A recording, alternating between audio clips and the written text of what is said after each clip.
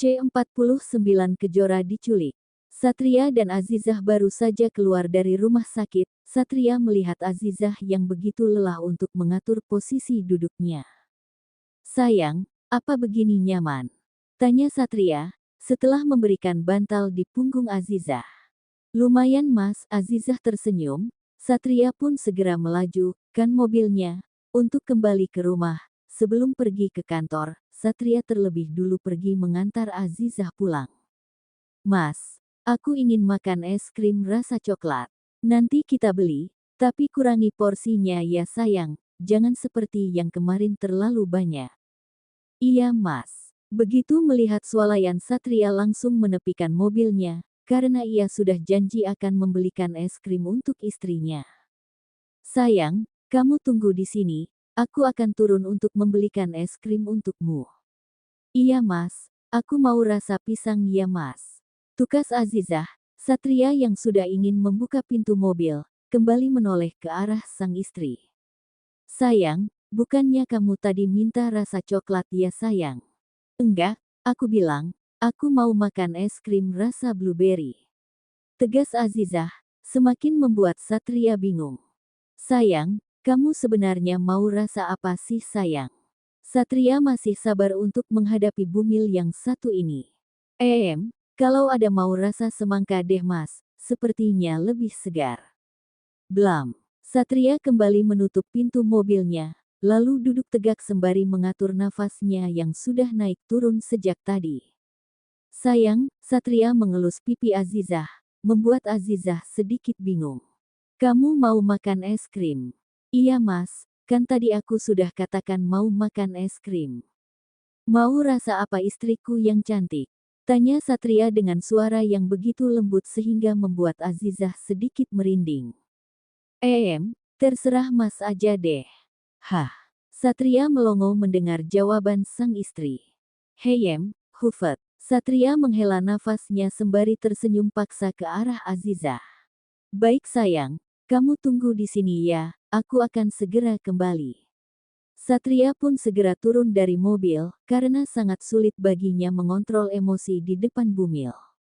Ting! Sebuah pesan masuk ke dalam ponsel Satria, yang disimpan di dekat jok mobil. Azizah tidak melihatnya, karena ia tahu, itu adalah privasi Satria. Der, der, der. Setelah suara pesan masuk, kini ponselnya bergetar, tanda ada panggilan masuk. Ceklek, "Maaf ya sayang, agak lama. Tadi ngantri di kasir." Satria memberikan kantong di tangannya kepada Azizah. "Mas ini apa?" tanya Azizah. "Es krim, bukankah tadi kamu bilang mau makan es krim?" "Iya benar, tapi ini kenapa banyak sekali?" "Mas tahu, kamu tidak bisa mengurangi porsinya, kan? Makanya setiap ditanya rasa es krim selalu berubah-ubah." Cetus Satria, yang kembali menyalakan mobilnya. Mendengar itu, Azizah hanya tersenyum saja, karena Satria tahu yang dimaksud Azizah.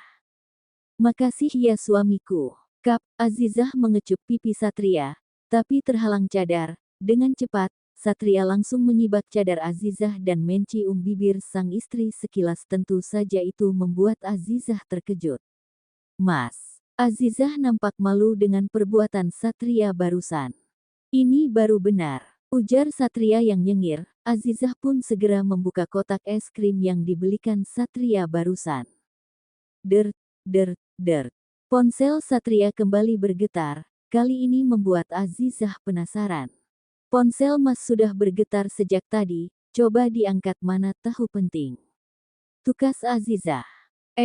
Satria pun melihat layar ponselnya, dan ternyata yang menelponnya adalah nomor tidak dikenal. "Siapa Mas?" "Entah. Nomor tidak dikenal. Coba diangkat mana tahu penting." Satria pun nurut dengan saran Azizah. "Halo. Sayang, kamu lagi di mana?" Spontan suara itu membuat Azizah dan Satria terkejut, bahkan Satria langsung menoleh ke arah istrinya, begitu juga dengan Azizah yang menatap Satria dengan tajam. Tut! Satria langsung memutuskan panggilan itu, namun, nomor tersebut kembali menelpon Satria. Der, der. "Sayang, aku tidak tahu itu nomor milik siapa, dan aku rasa itu pasti salah sambung. Kamu percaya padaku, kan? Pungkas Satria yang panik dan khawatir, takut Azizah marah. Sahut Azizah cuek, dengan posisi duduk yang berbeda. Kali ini Azizah duduk menatap jendela mobil, tidak mau melihat ke arah Satria. Sayang, panggil Satria, yang sudah tahu dengan mood sang istri, namun, Azizah tidak meresponnya. Sayang, jangan duduk seperti itu, nanti pinggangmu sakit. Azizah masih tidak mau meresponnya. Ia masih fokus menghabiskan es krim di tangannya. Meskipun ada rasa kesal dan marah kepada Satria, namun es krim yang di tangannya lebih menggoda sehingga Azizah tidak bisa membuangnya begitu saja. Sayang, aku benar tidak tahu itu nomor siapa. Aku tahu kamu pasti marah, dan menuduh aku main belakang, kan? Sayang, aku tidak seperti itu. Satria masih berusaha membujuk sang istri yang tidak mau merespon ucapannya. Der. Ponsel Satria kembali bergetar. Satria langsung mengambil dan melihatnya. Azizah pun segera menoleh ke arah Satria, saat tahu Satria akan mengambil ponselnya. Daf. Satria membuang ponsel di tangannya begitu saja, saat melihat tatapan netra yang tajam yang dipancarkan oleh Azizah. Kit. Satria menepikan mobilnya di pinggir jalan, karena ia tidak tenang melihat sang istri yang terus merajuk. Sayang, kamu marah ya? Tanya Satria, kini memegang kedua bahu Azizah dari belakang. Enggak, sahut Azizah singkat. Sayang, ayolah, aku juga tidak tahu itu siapa. Cetus Satria yang mulai kesal. Aku juga tidak mau tahu mas, itu siapa, jadi mas tidak perlu menjelaskannya kepadaku. Tegas Azizah. Satria menggaruk kepalanya yang enggak gatal, saat mendengar ucapan Azizah. Satria kembali memungut ponselnya yang terjatuh tadi, lalu menghubungi nomor yang tadi menelponnya. Azizah melirik ke arah Satria dengan ujung ekor matanya. Satria langsung meraih tangan Azizah dan mencium berkali-kali, seraya berucap kata maaf kepada sang istri. Halo Sat, terdengar suara Aldo. Aldo, iya ini aku, kenapa kamu menelpon? Tunggu, jadi tadi yang menelponku dengan suara perempuan siapa? Oh itu, Bara, dia yang ingin menggodamu, kamu macam enggak kenal dia aja. Pungkas Aldo. Ini nomor siapa? Nomor Putri, tadi Bara pinjam untuk ngerjain kamu. Sialan dia, tunggu saja pembalasanku. Satria langsung memutuskan panggilannya. Sayang, kamu sudah dengar, kan? Itu Bara sialan, yang mencoba main-main dengan kita. Satria terlihat kesal. Jadi, itu bukan selingkuhan mas? Tanya Azizah dengan polos, dengan posisi es krim masih di tangannya yang hampir meleleh. Tentu saja bukan, mana mungkin aku mengkhianatimu, tidak ada yang seperti dirimu sayang. Satria memegang tangan Azizah, lalu menjilat es krim yang ada di tangan Azizah membuat Azizah terkejut, dan terpaku, melihat sang suami yang enggak pernah jijik menjilat es krim yang meleleh di tangannya. Satria sedang mengikuti rapat bersama dengan Aldo dan yang lain. Terlihat Satria yang tidak begitu fokus, karena ia sedang memikirkan kondisi Azizah yang tengah hamil tua di rumah, apalagi dengan kondisi Azizah yang begitu tidak sehat. Pak, panggil Anita, yang terus diabaikan Satria. Pak, panggilnya lagi, banyak klien yang menatap Satria dengan heran. Sat, bisik Aldo kemudian, yang kebetulan juga ikut mengikuti rapat tersebut. Satria langsung menoleh ke arah Aldo, dan Satria baru sadar jika semua orang sedang menatap bingung ke arahnya. Rapat cukup sampai di sini dulu, jika ada berkas yang ingin saya tanda tangan, Anita tolong antar ke ruangan saya.